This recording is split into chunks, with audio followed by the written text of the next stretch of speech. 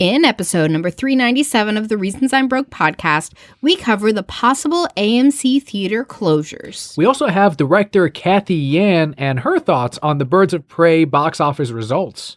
And because there are no new comics this week, we answer listener questions. All of this and so much more on today's show.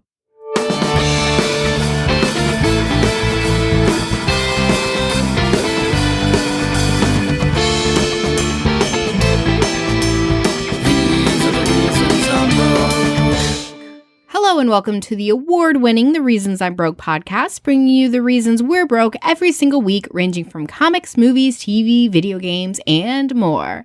I am your Emperor, Kelli. And I am Hex Maniac Daniel. You're one of those creepy guys who's like, nah, with his little beads. Gengar. His little anal beads. Our minds went to the exact same spot. It's like we're married or something. So for those of you joining us for the very first time, the way we format the show is first we cover some news on all those topics I just talked about. We have our Patreon shout-outs, our thank yous to all of you who make this show possible. Typically, we have a comic book highlight, but of course, there are no new comic books right now. So we have the Brocat block, which also incorporates a good amount of Brocat questions.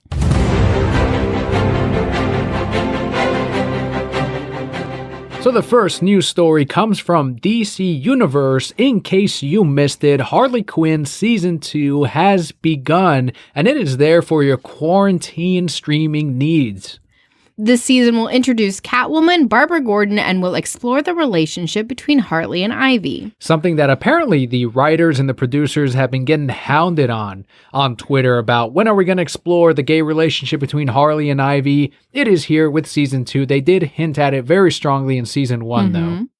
I am so excited. I really enjoyed Season 1. The first episode, we were like, meh, but after it picked up speed, it was a really solid show. Really funny, really smartly written, which kind of surprised me because I thought it was going to be more of your typical shock humor, Adult Swim type of show, but it ended up being way more than that. And it's not even necessarily in the plots, but the jokes themselves are really clever, and I wasn't expecting that. That plant was the best. It is the best, and I can't wait to see more from that plant. We will definitely be checking this out. Is it, again, one episode a week, or did they release the whole season? Yeah, they're doing it a slow release. It ended up working out really well, though, because no one expected Season 2 to come out this quickly, and that's because they didn't do a binge all-in release like other streaming platforms such as Netflix do. You leave The Witcher alone. Yeah, but now how much longer does it feel like Witcher Season 2 is away, especially with all these pauses? It's definitely paused with coronavirus. Next bit of news here is a little bit of a bummer because we do enjoy going to the theater, although our go-to is Cinemark, so thankfully there's no news on any Cinemark closures yet. But according to The Wrap, AMC Theaters is in danger of closing permanently if the COVID-19 closures continue to midsummer. According to S&P Global, quote, we expect AMC Entertainment Holdings, Inc., AMC Theaters, will remain closed beyond June due to the impact of the global coronavirus pandemic. We do not believe AMC has sufficient sources of liquidity to cover its expected negative cash flows past midsummer, and we believe the company will likely breach its 6-time net senior secure leverage covenant when tested on September 30th, 2020, absent a waiver from its lenders, end quote. I think that's fancy talk for after this They ain't got no money. They broke. See, that's what I understand. Yes. And after that particular date, if they get no lenders or any kind of help, they will all go under as a company.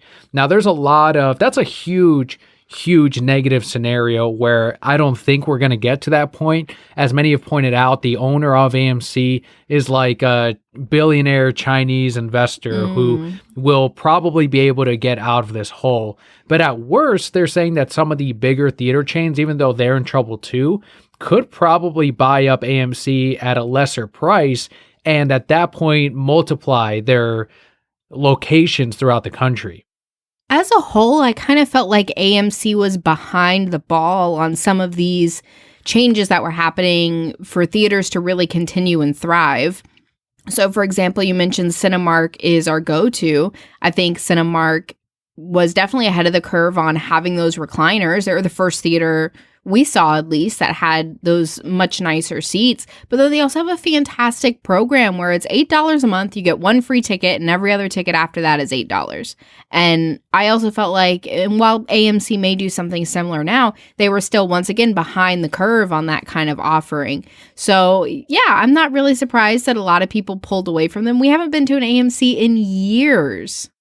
Many have also pointed out that movie theaters, the experience is going to change completely after all of this is over. A lot of things are going to change. Oh, but yeah, so many. Movie theaters themselves are going to be a huge thing. I don't know if you remember the shootings, the movie shootings back when The Dark Knight Rises, that period. There was that heightened sense of security after that. And that's now a permanent message before you see a movie is if you see any suspicious activity, report it. This is an even deeper impact. Like, yes, there were lives lost in the shootings and everything, but this is another significant change as well that I think we're going to see in movie theaters because this affects every single theater. This is a worldwide change. This is a chance for all theaters throughout the entire world to innovate and bring something new to the table once all of this ends up opening up. And some of the suspected changes are, yes, maybe fewer seats in the theaters, but better seating overall, and even more type of offerings like they've been doing with concessions where they have expanded that line of food, but maybe even bringing that quality of food up a little bit higher.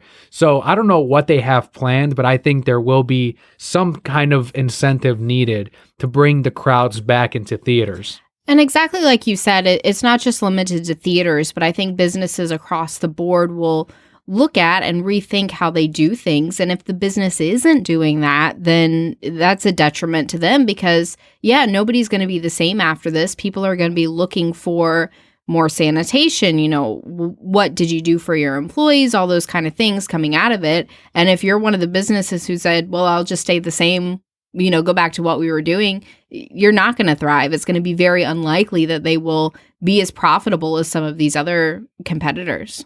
Yeah, and that's true. I think every business has to have picked up something from this change.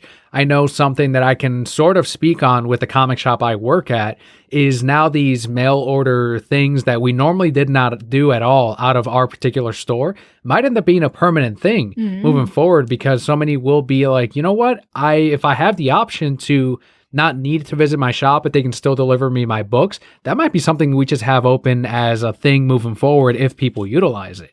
I don't know, but I think everything will at least be picked up or something new out of this forced innovation. And as you mentioned, businesses that want to stay in business are going to have to pick up and change. Something that I was thinking for the movie theaters is, yes, we might see a shortened time between home releases and theatrical releases. I think that is going to be a change that we're going to see. And we saw that already with Birds of Prey, Bloodshot, and some are even rumoring with the Black Widow movie. But in this case, what if they, as an incentive to bring people in, I'm sure they'll offer free tickets galore and all that, or free concession stands. I'm sure we'll see that. But if you tie that into the now digital releases of these movies with going into the movie theater, I think that'll be a huge thing for a lot of people. Buy a movie ticket and get a digital copy of the movie that you saw. That would be a nice incentive too, like you get a digital code, or for this much of an upsell, you get the digital copy of the movie when it releases. So that's another way in which they can work with the studio and with companies like Vudu to bring in people into the movie theaters and also to get some sales and redemptions on the digital side as well. Right. I wouldn't even be surprised if we see more things, for example, like you just brought out Bloodshot, right? Where you can rent the movie and yeah, it's $20 to rent the movie, but it's supposed to be in theaters right now. I would not be surprised if for a little while there were more offerings like that. We could go and see it in the theaters, but other people who said, I'm just not ready, but I do want to see this movie could stay home, rent it for a more expensive price, which may even be cheaper if they have a big family, right? But they have that option where they can rent it, stay in their home and watch it, but they still don't own that movie. They just get the extra, the studios would still make money. That $20 tag, I do want to talk about because I know there's some rumors of a service coming out where you can watch the movies that are in theaters at home for a monthly price, which I saw something like $60 a month, which is kind of crazy. And it does make sense with a $20 tag. I promised that I would see Bloodshot, and I am going to go see Bloodshot. But when I saw it on Vudu, along with Birds of Prey and all the other movies, $19.99, I'm like, all right, that sounds fair. To rent it though, and I'm like, oh, whoa, hold on here. I thought we were buying it for $19.99. I thought we were renting all it friends. for fucking $20. I thought we were all friends already. This isn't a goddamn family movie where I'm going to take my 3 kids and my whole family. It's going to cost me $60, and it's like, oh well, I'll just stay at home for $20. Bloodshot is not that movie, and as much as I want Bloodshot to do well and to win, I'm not going to pay $20 to rent a fucking movie. I'm sorry, that's way out of my price range. Okay, but if you think about it, how much does it cost both of us to go to the movies? It does cost more than $20, but that's you and I are paying for that theatrical experience. We're paying for the experience of going out. You're paying for the popcorn. theatrical I am. experience. I just benefit from this. Do you not enjoy, though, going out to the theater and sitting in the nice seats and being there on the big screen, I mean, the nice yeah, surround it's nice, sound? but like we could rent it at home too if you wanted. Not for fucking $20. And like we'll put up the recliner couch and I'll pop you some popcorn. Yeah, again, not for 20. I'd rather pay the extra 10 You know $10. what we'll do? We'll get in the car. I'll drive around for 30 minutes. Then we'll go home. Oh, will there be a magical big screen on back at home Yeah, too? sure. And a nice surround system? Sure. Yeah, I'm not quite there yet. Call me old school, but I'm not there. You're a Gen 1er of movies. Some are also saying that drive-ins should now become a thing. Like maybe they should install that portion. So I've seen some articles where there are actually theaters that are doing drive-ins. They're just projecting on, I don't know, sides of buildings or something. I've never done the drive-in thing. Have Me you either. ever? I haven't. But supposedly there's one in Florida not that far that they either just opened or were about to open. That might be worth checking out. And I've never done it. Do they have like a speaker next to you that kind of projects it into your car, or is it all? So the way they used to have is you have like your lanes, right? And you park it and the speaker's in between you and it comes off and clips onto your window. Mm-hmm. So you can leave your window down and just like clip the speaker and hear it that way. And then you just get busy in the back. I can see all of that working. If we're being real, that's what drive-ins are for. You go to the drive-in to drive in. Speaking of box office, though, Birds of Prey director Cathy Yan did talk about the quote-unquote disappointing returns of the film. She said, quote, "I think that if you actually look at the details of the budget breakdown, I know that the studio had really high expectations for the movies, as we all did. There was also undue expectations on a female-led movie, and what I was most disappointed in was this idea that perhaps it proved that we weren't ready for this yet," end quote. And this was Yan telling The Hollywood Reporter in an interview. A lot of people have brought up the Ford versus Ferrari argument, where that one also did not do as well on a similar box office level, but they didn't spin the story as that being a box office disappointment like they did with Birds of Prey. And some have leveraged that with, well, Birds of Prey has these established, well, Harley Quinn is an established character. It's got big names like Ewan McGregor, and it still didn't do as well as they expected compared to the rest of the movies in its universe. So that's where I would say the comparison isn't right, because yes, while you're like, you can argue that they're going against it because it's a female-led movie with all these. Well, also, these are established properties in a DC universe based on comics, which are the hottest thing right now for box office, and it didn't hit those numbers. So that's why that comparison is being made. And that's me even putting aside the whole DC Comics anti-bias that we're seeing with critics and reviewers that were plaguing the DC universe back when Snyder was on board.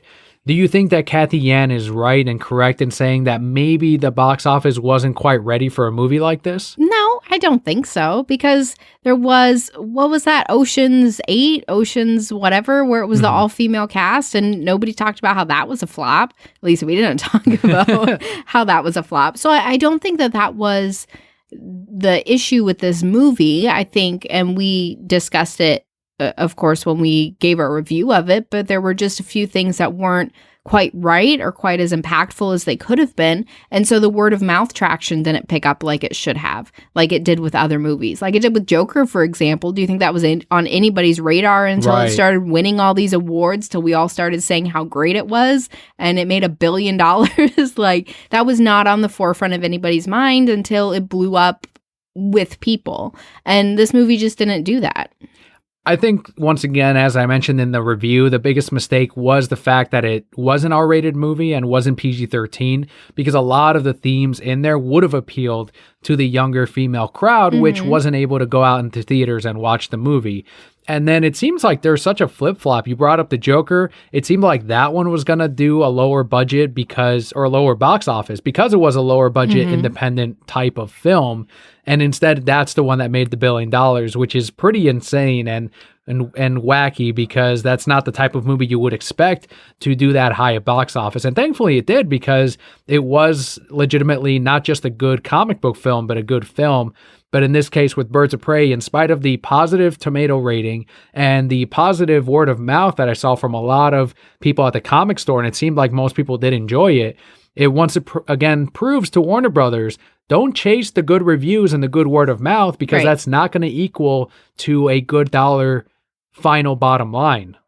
Definitely agree with that statement. I don't think it has anything to do with an all-female cast. Once again, if you have the right cast and the right movie and the right direction, the right writing, then it's going to go the way that you want it to do, and it's going to make a lot of money. So don't sit there and say it's just because women, because there's more women here than there are men, and we'll get behind a good movie too. Staying in the DC universe, many of you have already had to use Zoom. And I know we should have all invested in Zoom, but who knew, right, that this was going to be so important? Zoom knew. Zoom knew. DC Comics has put up a ton of backgrounds for people to use for Zoom conferencing on dccomics.com/blog. These backgrounds include Arkham Asylum, The Batcave, The Daily Planet, Themyscira, Fortress of Solitude, and more. They look awesome. Did you take a look at them? I did. I downloaded one. I have some Zoom interviews that I'll be doing this week, and I will be in the Batcave, even though that's probably pretty unprofessional, and I shouldn't be doing that. I'll be like, oh, this old thing? I really want to turn myself into a potato. So bad. Just like that. Just like that one person, just to see what they do, right? How are they going to react to my potato face? Like, hi. But you got to act like you don't have it on. Like, what's wrong, everyone? What are you talking about? Everything okay? Marvel Comics, not to be outdone, released their own virtual Zoom backgrounds consisting of primarily MCU art, because that's where Marvel Comics' head is at. They're in the MCU universe. They don't give a shit about the comic world. So got their head up their once own again, ass. no surprise from Marvel. Staying on the comics portion of things, though, Diamond Comic Distributors will begin to pay publishers and vendors in 25% increments each week. As you may have heard, they had paused all pay to publishers and vendors because comic shops, they refer to us as customers. We're the ones who are buying from Diamond. So because customers were not able to pay them for a lot of the books that were shipping out, because a lot of comic shops ended up closing, including my own, due to the COVID-19 crisis. We have a quote here from Steve Jeppy, which reads, quote, "We understand that this will have a significant impact on everyone, and the situation could change. We also recognize that our world is in the midst of an unprecedented crisis, and aggressive action is needed. In addition to these steps outlined above, our leadership team is accepting a 50% salary cut," end quote.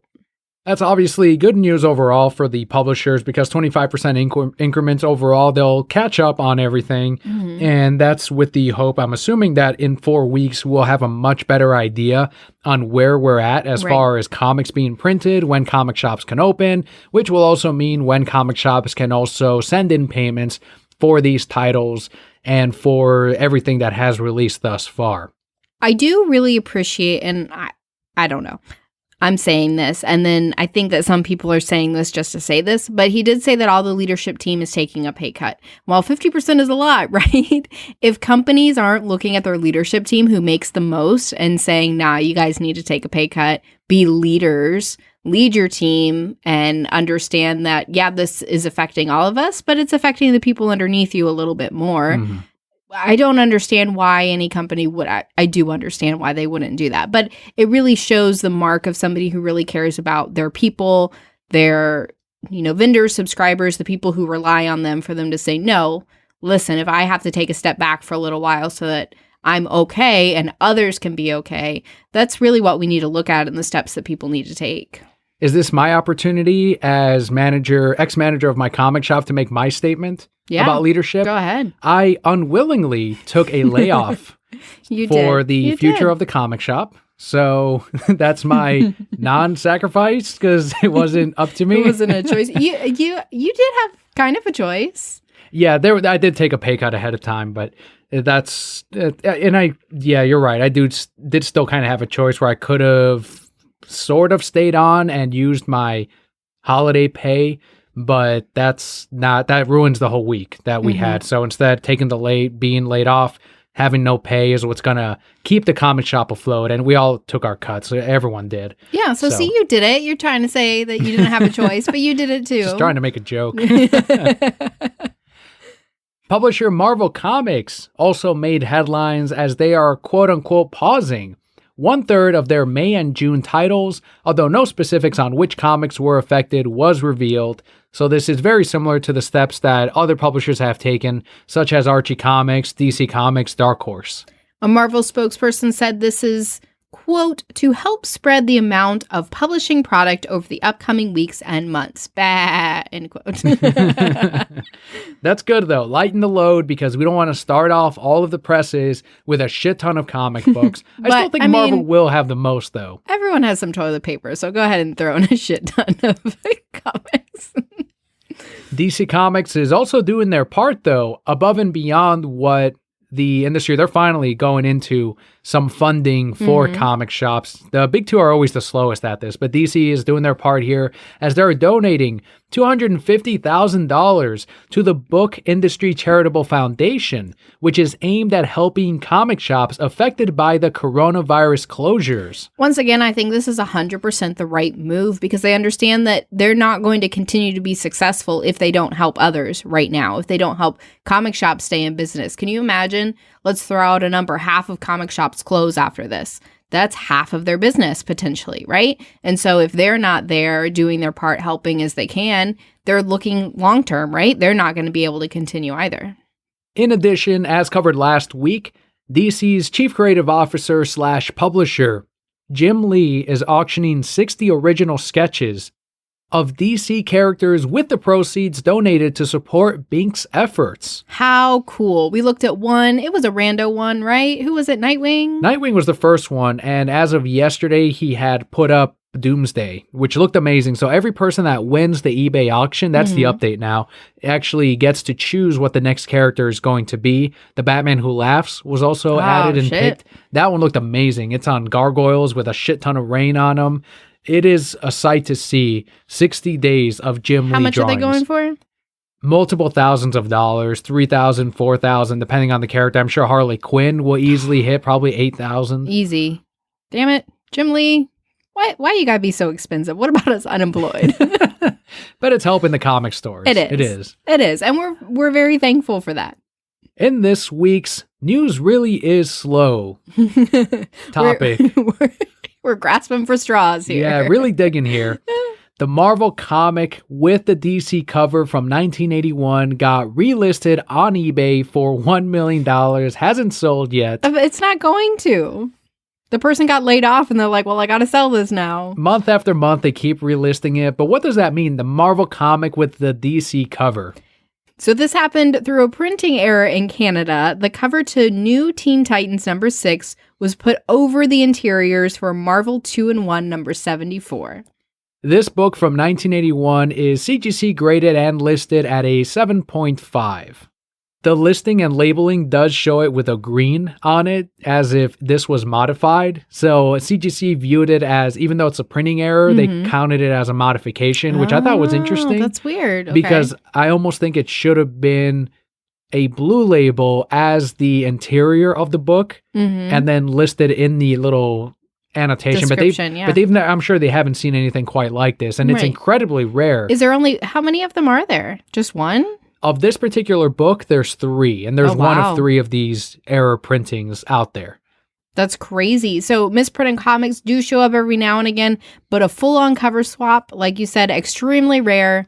3 of this particular one. I've never seen a comic cover swap come in through shipment. I've seen covers completely missing, and not as in, holy shit, it got ripped off, but it just wasn't printed with the cover at all. I've seen that. I've seen where the printing is completely misaligned and where the back cover of a different book is on the front cover a little bit, like on a corner, like everything's just shifted. Right. But that's like the most egregious type of misprints that I've seen, aside from misstapling completely, where the back cover is a lot longer than the front. It's pretty interesting. Do I think it's worth $1 million? Probably not. Obviously, the rest of the world doesn't think so either. I guess they're just listing it as in, you know what? If I sell this once, I'm set for life. And Yeah, good I luck to you. But I do not think that book is worth that much. It's not even like a significant issue on either end. Well, good for them. I wish them all the best in these troubling times. But that does wrap up our set of news this week. Let's head into the thank yous to everyone who make the show possible. It is our Patreon shoutouts of the week.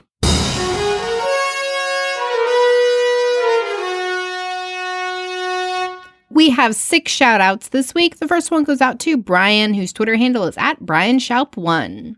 Brian has been retweeting a ton of Upshot Comics' free issue previews online. Let me tell you, Upshot has been doing really well, at least up until the closure of the store, on moving those number ones. This is an independent publisher that has some big names behind it, like Straczynski, on these titles. And if you go to your local comic shop, or at least at the one I did manage, we had previews of these number 1 issues that they sent along. And I think that really helped in selling these number 1 issues. And the fact that they have the free previews online as well, I think that's going to help in, all right, I did enjoy this. Now I can pick up the physical copies when the comic shop's open. Because as we've seen with the digital market, a lot of times people will physically pick up a book after they've checked it out as a free digital preview. Okay, that's pretty interesting. Next up on our list, we have Kat, whose Instagram is @HappyLittleWingsPhoto. Kat got invited to participate in one of NGA Home Creation's house transformations, as was posting images from the visit. How cool. You got stuck on those home transformation shows for a bit, didn't you? I love them so much. Did you have a favorite? The only one we really watched, and I don't remember what it was called, but it was based out in California. And it was that couple who ended up divorcing, and he almost killed himself. And I guess it was because her son, remember she had a son during the show, wasn't his. Oh, okay. Now we know. Somebody was telling me. It wasn't Fixer Upper. Flip this house, flip or flop. That's what it was.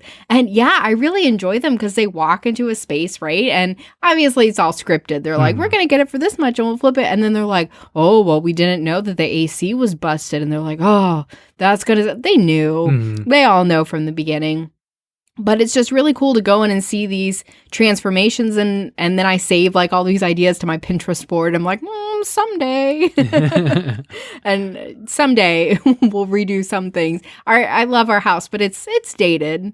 It's not like the most current it could be, right? But whatever, someday. So yes, I do really love them. I love seeing before and after transformations and going, oh, why would they do that? Or wow, that looks really good. Our next shout out this week goes out to Matt on Twitter @MrForklift and also at typingaboutmovies.com. Matt retweeted, quote, @Nerdist, the 4th horseman of the apocalypse has joined the call. Image of Mountain Dew Doritos, end quote. That is, honestly, that's a combination. I'm like, all right, yeah, those two belong together. If you're high, yeah, for sure. If you're high or drunk, yes. It almost doesn't shock me anymore what Doritos is capable of these days. I mean, we get that Doritos taco, they were giving that away for free on the app on Tuesday. And there was a Tuesday we ordered Taco Bell and I went, nah, you keep it. Really? I don't like Doritos anyway. Oh, I would have tried it. I think that's good. Like, have you ever seen that thing for parties, right? You put out bags of Doritos or Tostito chips or whatever you want, like the little snack bags, and then you crush them and you pop it open and you pour the taco toppings in there and you just like eat it out of the bag. It's like a no mess taco bowl. It also reminds me of the chips that got posted on the Discord earlier last week of rapper themed chips. What? And I think it's like an independent chip company. I'd have to really look at them. But Bobby posted them like, oh my God, what is this? And I was looking like, that's kind of insane. Are there different flavors? And it made the other brokettes look into it. And they're like, oh, actually, that flavor does sound pretty good. And I'm like, oh, look at that, Bobby. You upsold some of these. And he just like shook his head. The opposite effect happened. Listen, food has to stay relevant. They have to put up crazy things so that people go and get them and want to take pictures with them. And yeah, it's wild. Next shout out this week goes out to Jared on Twitter at Spoon Sandwich. After watching Tiger King, Jared believes Carol fucking Baskin is the real villain of the docuseries. Do you agree? Now, his poll was one of three options. Okay. It was Joe Exotic, Carol Baskin, or Jeff Lowe. I think There's an easy fucking answer here. I think I am actually going to go with Carol Baskin. What the fuck, man? You think it's Jeff Lowe? Hell yeah, fucking Jeff Lowe. That guy was the biggest piece of shit out of all these guys. Yeah, but here's the thing. Carol Baskin was super two-faced.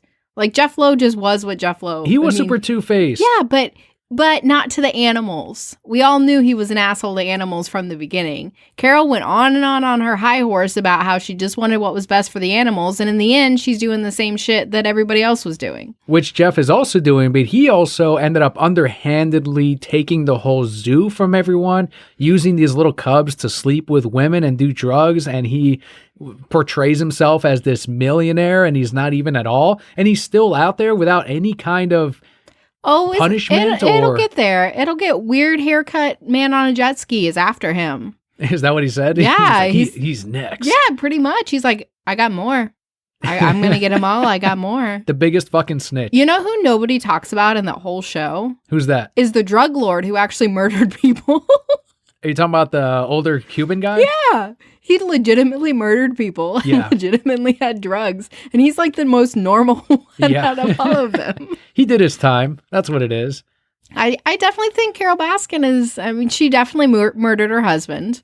Let me also say two things that have bugged me about this, people's reaction to Joe Exotic. One is that they've portrayed him as like the penultimate Florida man, but the guy was born in Kansas and he's from Oklahoma. Yeah. So let's not call him like a typical or example of a Florida man, because if anything, he's making the argument that Oklahoma man is wilder than the fucking Florida man. So True. He deserves his own category at that point. There are many more Florida man stories, but anyway, continue. Well, I think we should start digging into maybe there's some Oklahoma man headlines out there. But Florida man's easier to say than Oakland. Don't take this away from me. As a native Floridian, don't take this Do you want away. that title though? It's pretty great sometimes. Because then you hear a crazy story and you're like, only in Florida, only in Ocala over there. Only in Oklahoma. You were close there. Okay, anyway, continue. The second point is these high horses that some of these people are getting on, where they're saying this is just trash television, and the fact that this has higher streaming rating numbers than Stranger Things Season 2 shows just how dumb this country is. And let me tell you, we've been watching dumb shit for fucking years. And I don't know if you remember, but Carl Sagan in the 90s, he had this exact mentality when he was writing the book. I think it had demons in the title, but it was kind of debunking a lot of supernatural thinking. And regardless, he said, at the time I'm writing this book, he was making an argument for the intelligence of the nation at that time. He said the number one movie is Dumb and Dumber. So what does that tell you about the people in this country? And a lot of you would say, well, come on. And it's like, well, yeah, you have nostalgia for that fucking movie. That's your thing. That's something you grew up on. That's something you think is funny. But let's face it, that is just as dumb as Joe Exotic and as all of this Tiger King shit. My point is that we're no better or worse than we were in the 90s. In fact, we have this computer in our pocket now, so we can look up these things a lot easier. And because of that, I feel like we are more informed in a lot of things than we were in the 90s. So let's not pick this one thing that happened to come out while quarantine was happening, which of course contributed to the fucking numbers as an indicator of intelligence of this nation. So let's not point to that. We're having a Tiger King themed dress day at work on Friday. I'm just throwing that in there. I don't know if we're smart or not. but my whole work is dressing up and I bought a jacket and I'm going to put an EMT symbol on the back of it. I'm going to bust in there and be like, before you hear about it on the news, tiger trainer got her arm ripped off. Now I can give you a rain check or a refund. I wonder how long it took him. His worker got his arm ripped off, and he has to go and change into the AMT outfit. And he was like, hold on, let me go change. And so that we're filming this on camera and I look like I'm prepared. Like, you're not even a fucking doctor. What the hell is going on here? Next shout out this week goes out to Scott on Twitter at Lazy Gaming Guys and at Pandanime. Scott has streamed One Piece Pirate Warriors 4 on their YouTube channel. It is basically like the Hyrule Warriors or Dynasty Warriors game, but with One Piece characters. As he mentioned on the stream, it reminds him of why he always kind of regrets buying these warrior type games is because they do get repetitive. You're just kind of going through the different maps and unlocking characters, but that's kind of the fun with it. I went through it when I played Fire Emblem Warriors and I had my fun and I knew what I was getting into, and so did Scott as well. But I do recommend going down to their channel for their commentary, whether you agree or disagree on their take on video games. It is very highly entertaining, so definitely check them out on youtube.com/lazygamingguys. And our last shout out for this week goes out to Jose on Instagram at Kingdom T-shirt. Jose added on their YouTube channel a how to start a t-shirt business video. So Jose is out there to help answer questions as he does run a t-shirt company on the side, as well as helping us out on the Patreon through kingdomtshirt.com with the $5 reward decals. Jose is the one who helps us out on that tier. That's really cool that he's posting that. I was listening to the radio randomly yesterday. I don't ever listen to the radio, but they were talking about how at the end of all of this, again, talking about how things are changing, how more people will find things they can do from their home to make money. So, for example, starting a t-shirt business, right? Doing something else where if something happens to your main source of income, you still have, they call it the side hustle, but you still had something where you could bring in some kind of income. And thankfully, we have people to thank every single week on our Patreon. That's what's helping us out. I guess you called it our side hustle. That's our side hustle. Yeah, because right now, unemployment has not gone through. I haven't been cleared for that. So this is all I have at the moment until that happens. And then after that, who knows when the store will open up again and when that will happen. But for now, a lot of you have come forward and helped out with the Patreon. Huge thanks for that. And we are quickly reaching that next goal of having an app on Apple Podcasts and on, or I guess iDevices. I've never had an iPhone, but on Android phones as well on the Android marketplace. So if you want to help us out during this time, if you're still working, if you're fortunate to still be working, and that's amazing and that's awesome, and you've enjoyed the show and you enjoy what Papa Kelly and I do, now would be a great time to head on over to patreon.com/thereasonsimBroke. There's a minimum $1 tier, and then there's also a $5 plus tier where you can get all kinds of perks, including the episode early every single week. But of course, the best thing you can do for us is let your friends know about us, especially during the quarantine. I'm sure they don't have enough podcasts to listen to, but let them know about ours. Do something to fill their time. We've all watched Tiger King 4 times now, so we'll move on. We have 397 episodes now that they can catch up on. Yeah, in the last couple of weeks, it's been 2 a week to help out with that quarantine period. So we hope you've been enjoying. Thought you meant 2 downloads a week. I was like, woo, we're smoking 2 downloads a week. Twice what we normally get. From when you download it, Daniel. So thank you all so much. Let's head into our Brocat block because we don't have a comic book highlight, but there is going to be some comic talk.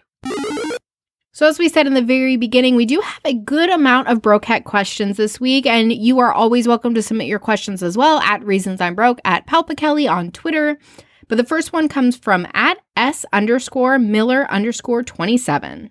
He asked, quote, "Maybe you've done it before on a show, but I haven't heard it.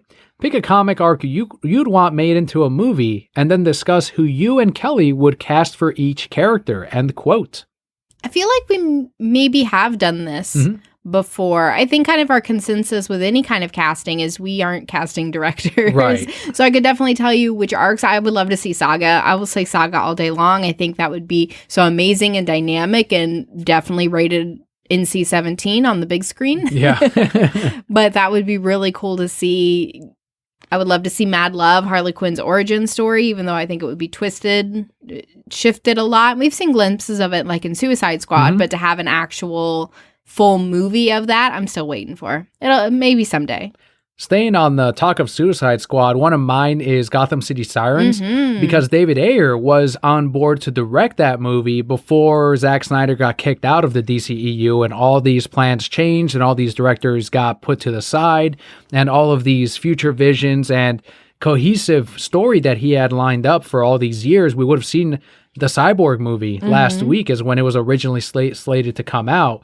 But unfortunately, all of that changed. But yes, I would have liked to have seen David Ayer's Gotham City Sirens. The other one I have on mine is the Court of Owls movie as a live action. Also because the current iteration of the animated movies, which are all trying to stay in continuity with one another as like some big animated universe, completely butchered the story of Court of Owls. Yet an earlier example of them not taking the story, which is already set and laid out for you, and adapting it to animation. But no, they had to completely alter every fucking thing about it to change what is already good and working in the comic to make a lesser version of it. So that's my biggest thing. I want to see a proper Court of Owls, which I think would lend itself pretty well to live action because it does have many hints of detective work, and it would be a slower burn Batman movie, even though it does have some pretty epic action moments. I think if they did Superman Red Sun and also stuck very true to the comic, but we've definitely seen Henry Cavill as kind of like a darker Superman in some moments, so I think he could play that role extremely well. But again, they would have to stick close to the comics and not do, what they did in the animated. And that was one thing that Tom Taylor was on Twitter going, an Injustice movie? Yeah, we should do that. And I think Ed Boon was also on board, but Ed Boon was like, but I also want to see #release the Snyder Cut. So he's on board with that. And the whole Snyder Cut movement immediately jumped on both and went, yeah, this is what Zack Snyder was trying to do. That was Injustice Superman. And if you look at The Flash, that's literally Injustice Flash. Take a look at his costume and compare it to the video game. But no more. All right, so no longer happening thanks to the MCU sheep and the reviewers and everyone who needs Superman to smile at all times. That way they can later complain that he's too boring a character. Let's go to the next question. You're not salty at all. Not at all. So our next question comes from @CubanSlim. Bobby asks, quote, in these times of frustration, disruption, and stay-at-home orders, how about local comic shop hosting, web, or stream presentation with a guest talent like Tom King, Mitch Gerrits, Peter J. Tomasi, or even Robert Venditti? These would help fill our void of Wednesday Warriors missing, end quote. That'd be badass. Can you get him on?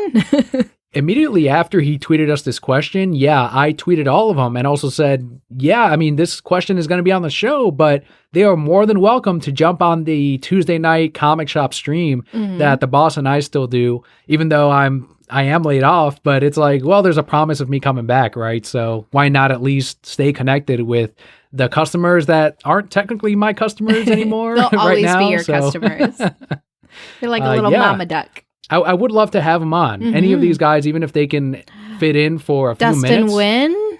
Man, I've been trying. I'd be pushing you out of the way like, hi, Dustin. Hi. What you up to? What, how are you doing, Dustin? How's it going? What'd you have for dinner? It's like, Kelly, this has nothing to do with the comics. What He's fuels like, his comics? Oh, what do you do in the comic shop? Nothing. Nothing. Just hi.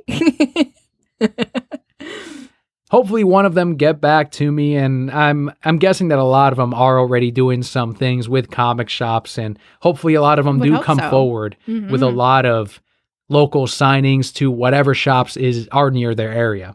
We can keep hoping, keep on tweeting all these guys that you want to see, and one of them will respond eventually. It might be a stop texting me. Next question comes from @SpoonSandwich. He asks for, quote, an in-depth investigation of why Professor Oak is sending out 10-year-olds of single parents into the world to get the house empty so he can go Master Roshi on the mom, end quote. Yeah, even as a kid, I'm like, I thought that Oak was Ash's dad for a little while, but then as I got a little bit older, I'm like, no, he's definitely hooking up with Ash's mom. And then as I got even older, I'm like, actually, Mr. Mime is the one that's hooking up with Ash's mom. For sure.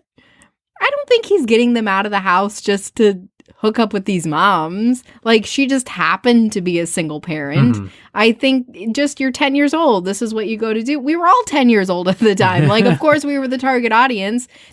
Find me an anime for teenagers where the person is older than 16. Right. It doesn't exist. My friend and I used to joke because we were really big into like different kinds of animes. And we're like, after you turn 16, nothing happens because no protagonist that we watched was over 6. Like Sailor Moon was 14 Mhm. and Ash Ketchum was 10 and he still is 10 20 years later.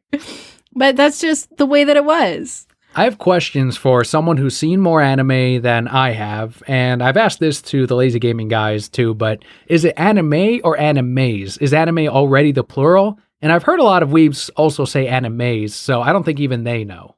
Nobody knows. It's like the story to Kingdom of Hearts. No one knows. The what? The what game? I know what I said. Anime or animes? What was that other game you were talking? I don't know. I think anime is already plural.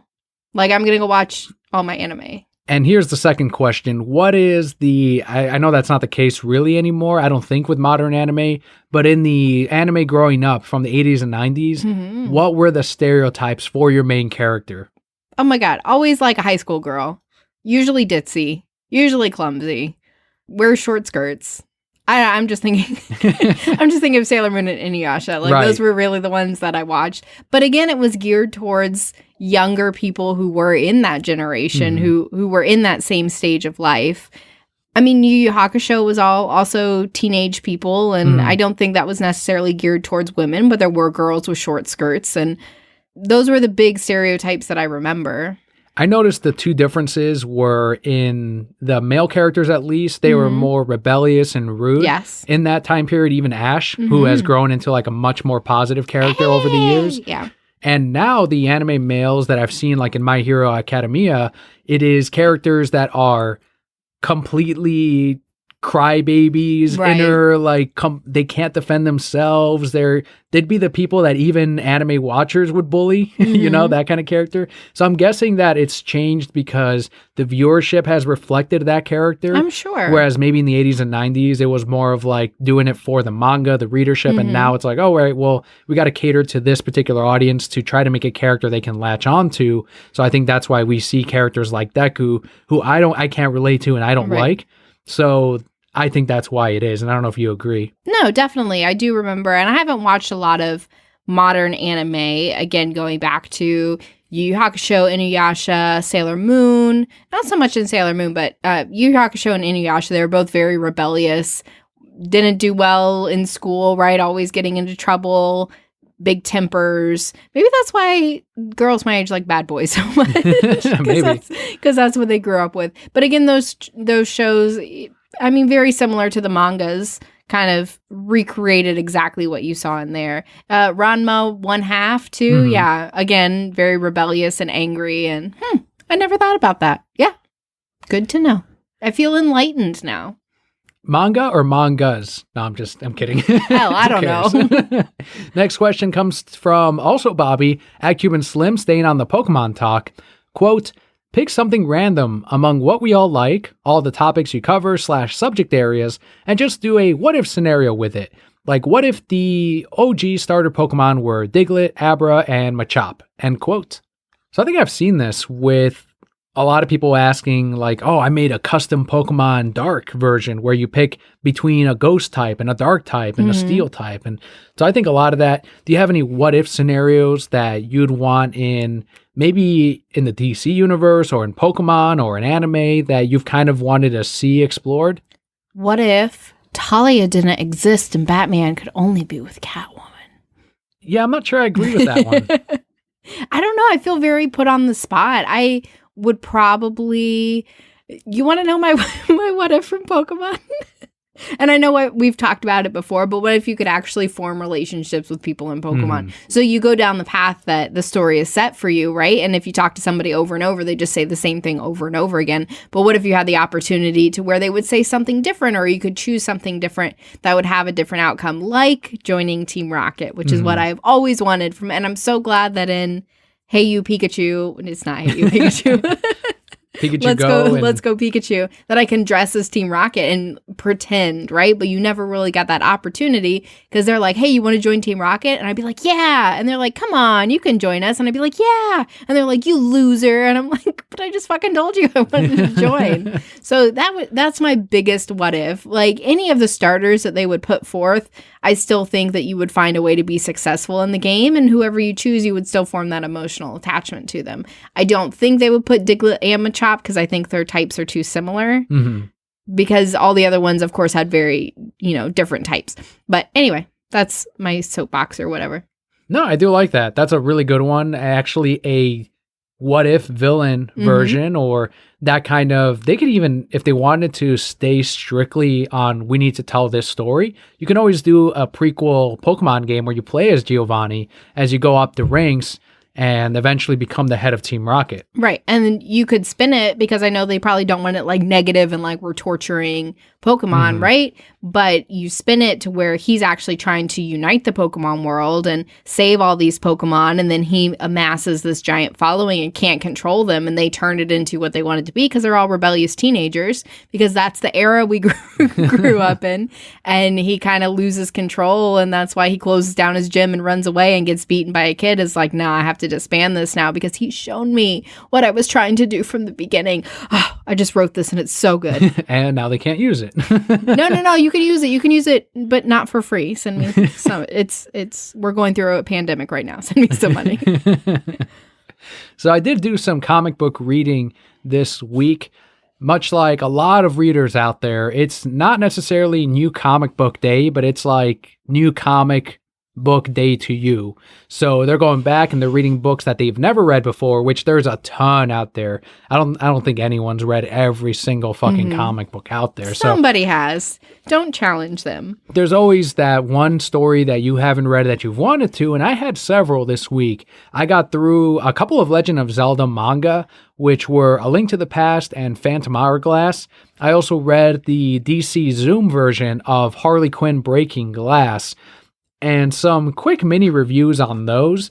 The Phantom Hourglass manga for Zelda, I didn't really like. The artwork on both is amazing, and it lends itself perfectly to the video game. But Phantom Hourglass tells a story of, all right, so this is the part that the dungeon they got to, so we're just going to give you one page of, and then he defeated the boss. All right, oh, look, he got the shovel. Hey, Link, take this. And that's how he got his bow and arrow. And that's all in like one panel. And it's like, this is... no, this sucks. Like, they were trying to fit it all into one manga as opposed to what they're doing now with Twilight Princess. And I think it's like on graphic novel number 7 of this is one game and we're actually going to take our time and tell the story. And I think that would have been the route to take. But back then when these released, who knows if these were Phantom Hourglass would have lasted 4 or 5 fucking issues. So I get it. But the better one was A Link to the Past, because that one is a deeper character study on Link, and it actually gives the story of his parents, of this particular Link's parents in there too. And yes, it did the same thing of, and he swipes him with the sword and he defeats the boss. Oh, that was just a guy in a suit. Haha, next page. And yeah, whatever. But the pages that it did take its time on, it actually fleshed out these characters that we saw. It gave him a love interest, which was an original character to the manga that wasn't in the video game. And even at the end, they say something like, we hope they use this character in something outside of this. And I don't think they have, but it's kind of cool to see their intentions even back then.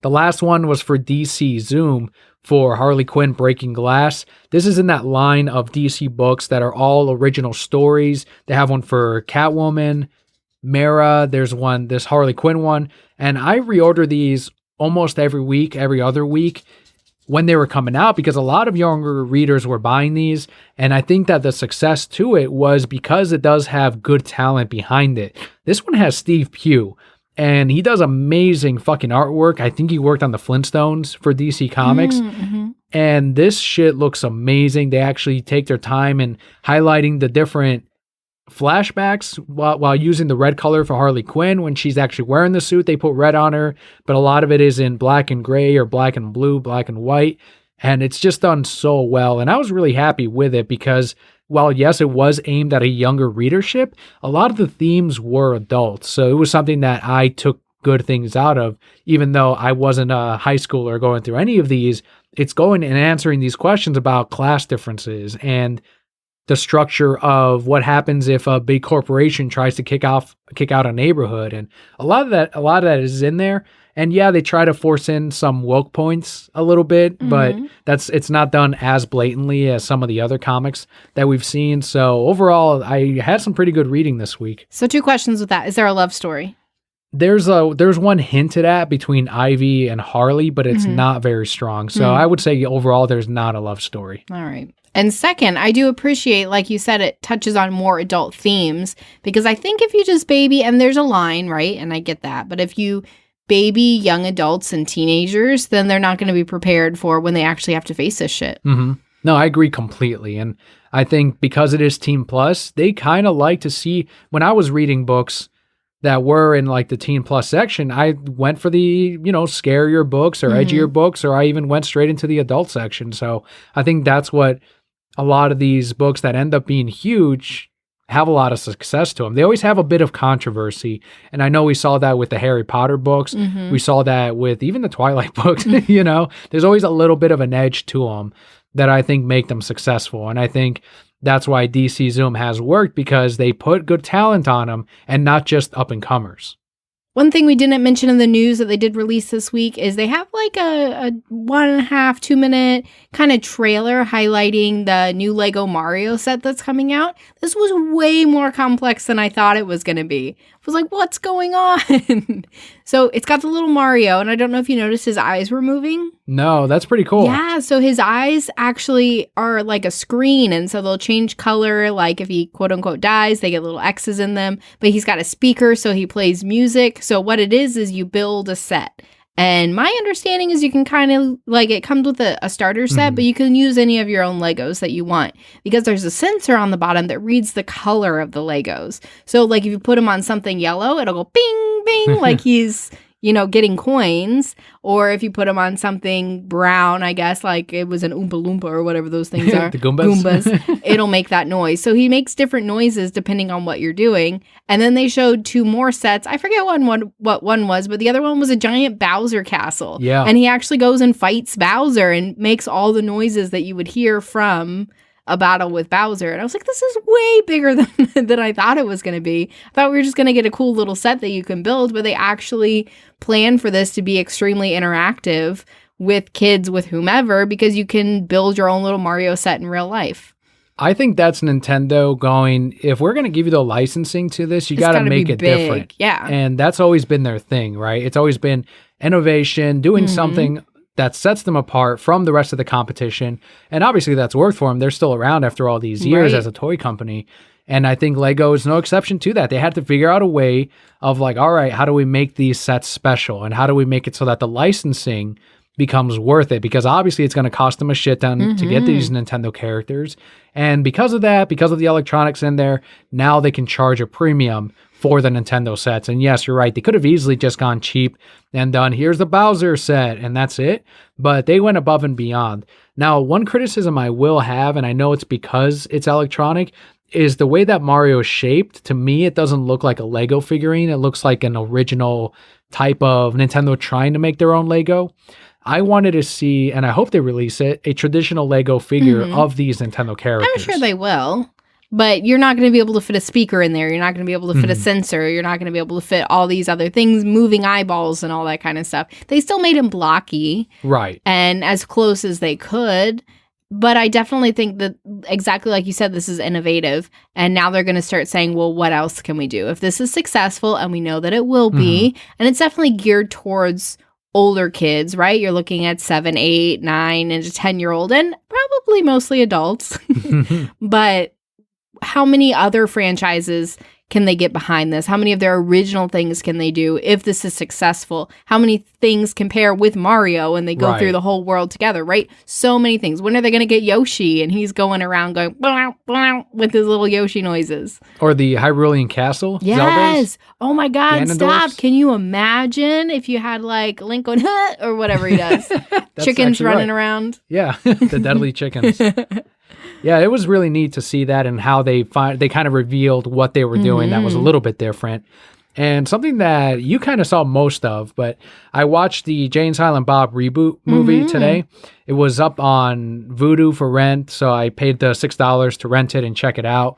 And I saw a lot of Broquette members were also watching it, and they actually were able to attend the tour. I know when they came out a few months back, all the tickets were sold out. I wasn't able to make it, and I'm like, yeah, that's fine.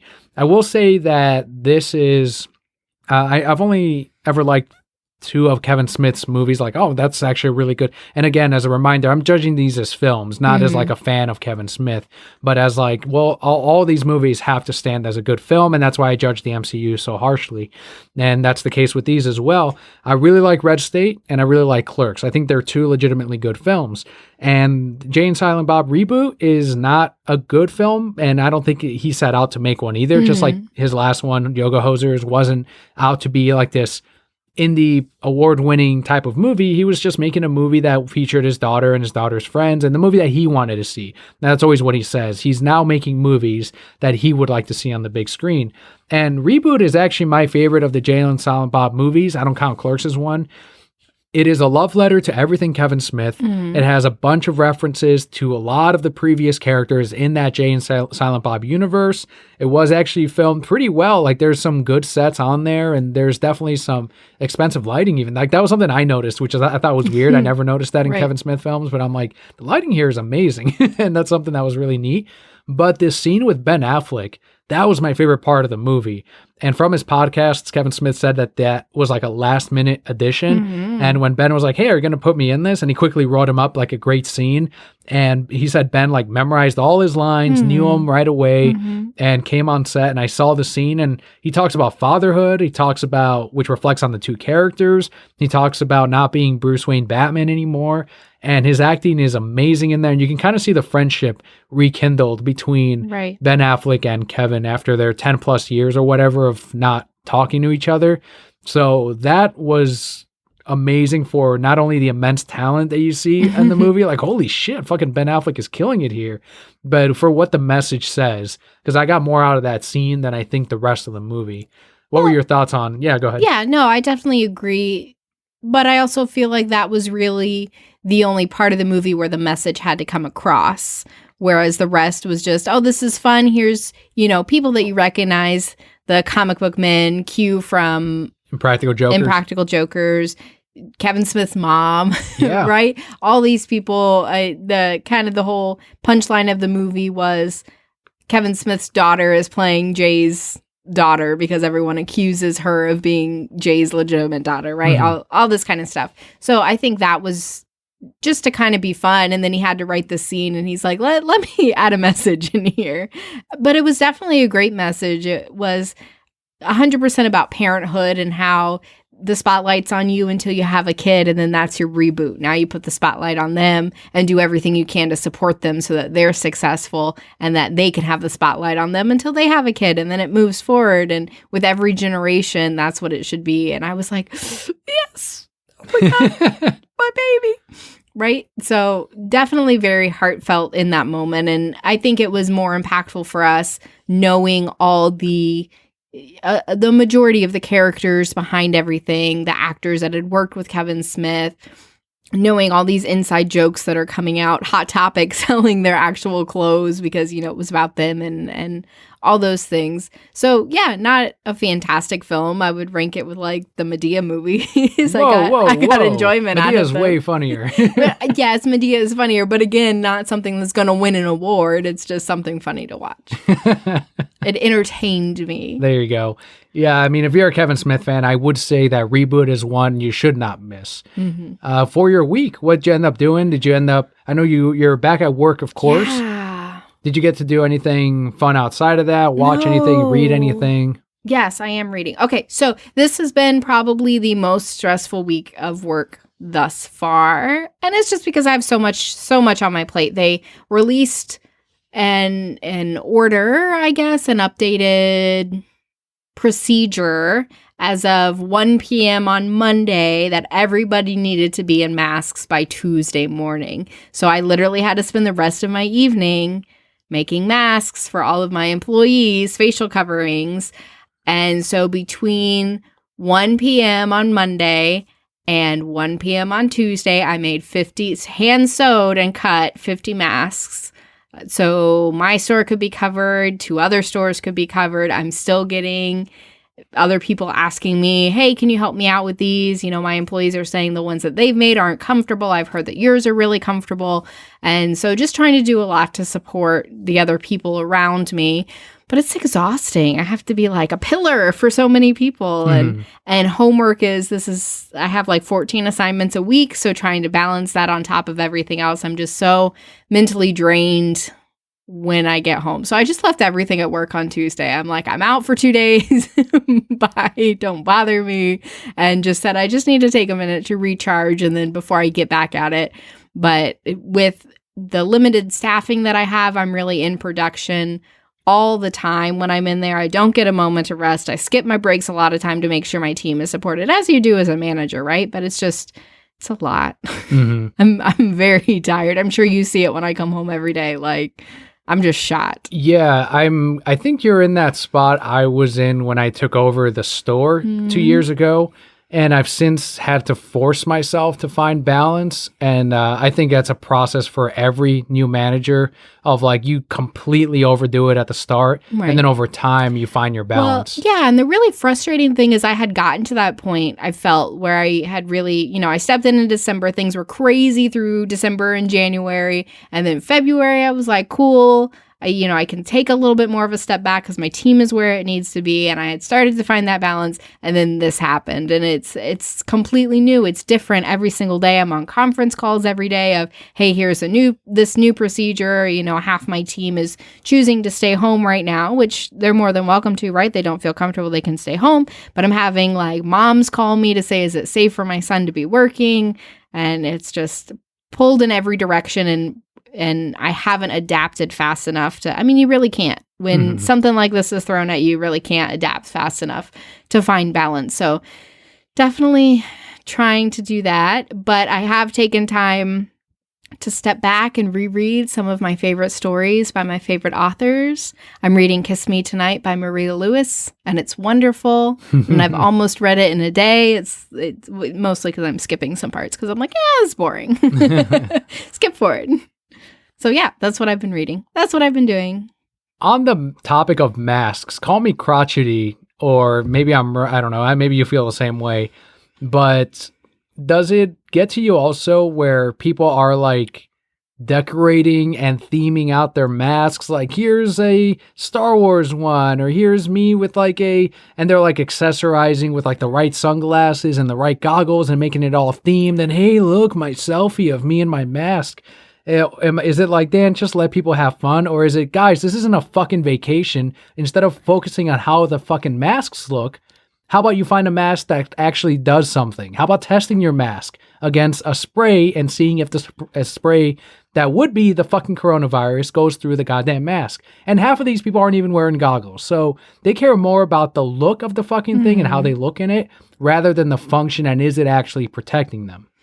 Yes and no. I see both sides of it. I still think masks are not the greatest thing. So even though it's a requirement that we wear them, and that's based off of newest CDC findings that, listen, even if this isn't perfect, it's still better than nothing. It's still protecting a little bit more. It's still doing a little bit more than if we just weren't doing anything.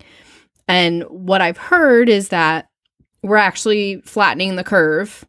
And the things that we're doing are right. So yes, they want to take even more steps, right? And maybe it's just a little bit better than nothing, but it's still that little bit more. Maybe a few more people don't get sick because of it, right? Regardless, I hate it. They're warm. They're not great, but the thing that I'm finding with them very quickly, and which kind of changed my viewpoint on that, because before I'm like, it's just a mask, just wear whatever, right? Yep. But you lose so much of yourself and your personality and who you are when people can't see your face, when they can't see your expressions, when they can't see, you can't even really hear people because everything is muffled. So do I fault people for wanting to put some personality into that? No, like I get it. Because I feel like every person that I talk to who's wearing a mask as well is detached from the conversation. even though they may be looking me in the eyes, I can't see if they're smiling. I can't see if their nose is scrunched because they're thinking. I feel like they're entirely detached.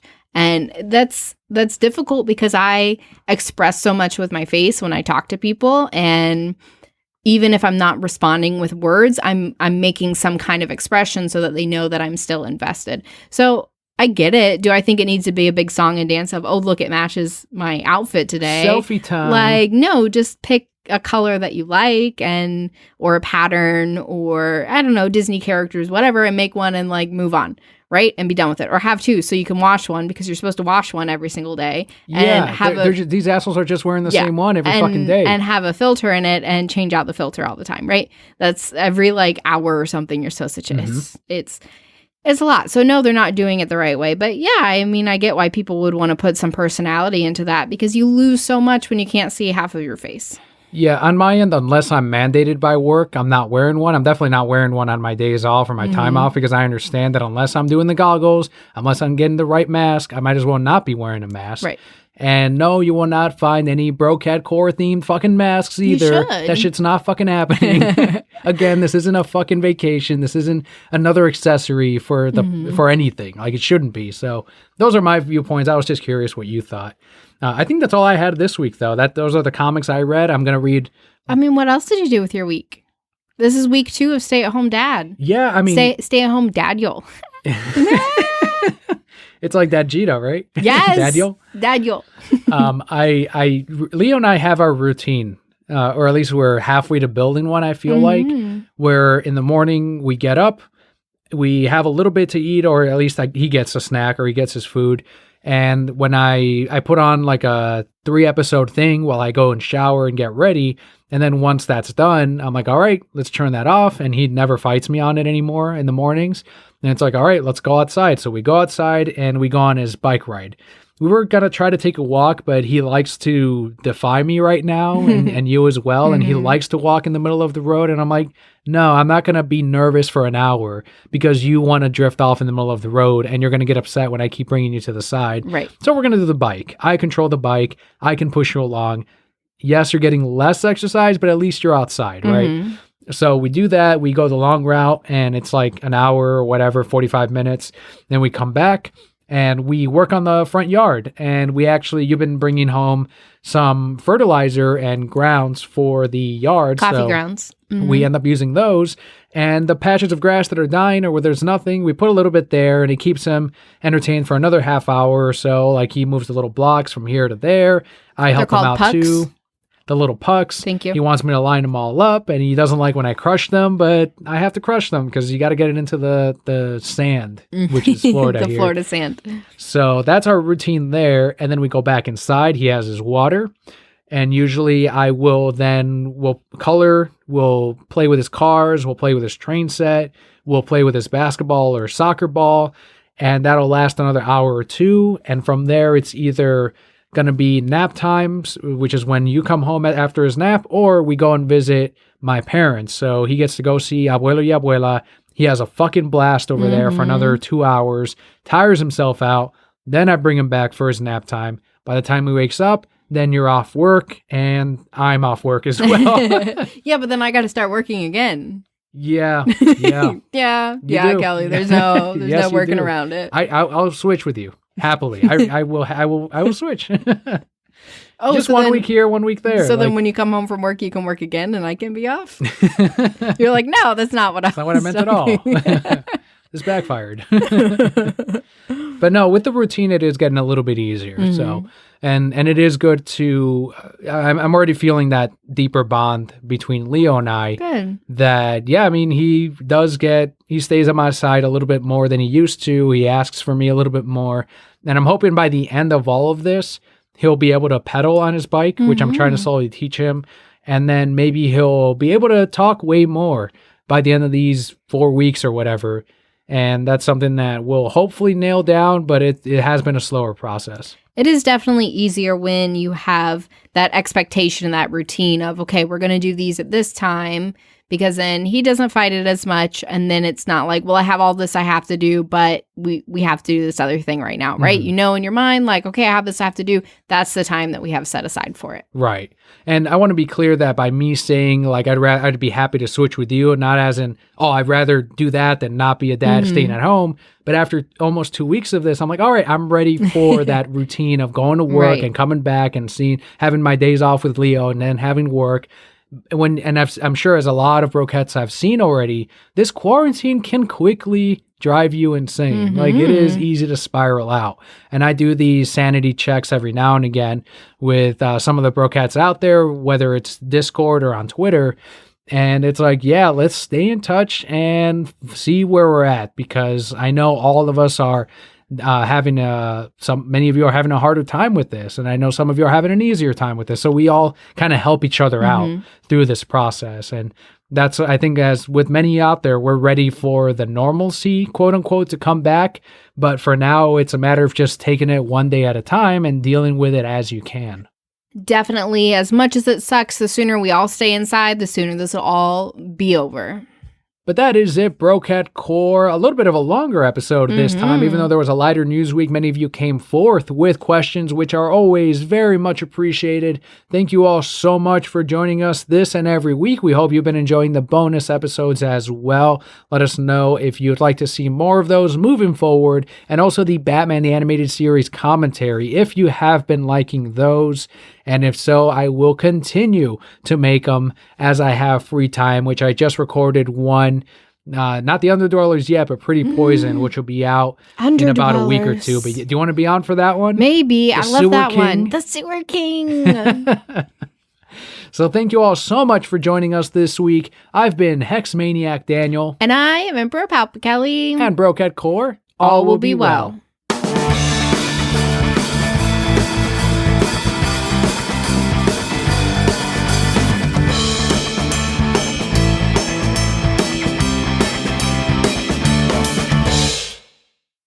My book I'm reading, Danny, it's so good. It's about a retired football player who falls in love with a single mom. Is his name Oak? No. No. It's not Pokemon. Is it smut like the Discord was saying? Okay, listen, there's a difference. There's a difference. Because smut is like just sex. This is a romance novel where they happen to sleep together like 3 or 4 times in the book. Would the romance novel have, if it were done in the 80s, have Fabio on the cover? Probably. And are not those the same books that your grandma reads? Which you consider to be. I mean, those are historical romances. I have, as I've matured, I have opened my eyes. I have changed my viewpoints. Because smut would like just be sex. And it's not. It's just romance. There's deep. I cry because I'm like, would I cry if it was just sex? No. I don't know. No, they fall in love. See, he was a foster child. He never had someone who really loved him. And she had an emotionally abusive ex-husband. Gotcha. Another example, would it make a good Hallmark movie? Would it be something Spoon would enjoy? Yeah, definitely. But without the sex? Because the Hallmark movies, I don't think have that. No, they don't ever. They like hardly ever kiss in those either. But yeah, it would make a good Hallmark movie. So it'd be like a 20-minute Hallmark movie if you take out the sex in this smut story. I'm sorry, non-smut story. It's like a 6-hour book and there's only like 4 sex scenes. Is that 4 hours? 1 hour each? No, it's only like 3 pages. I feel like you're lying.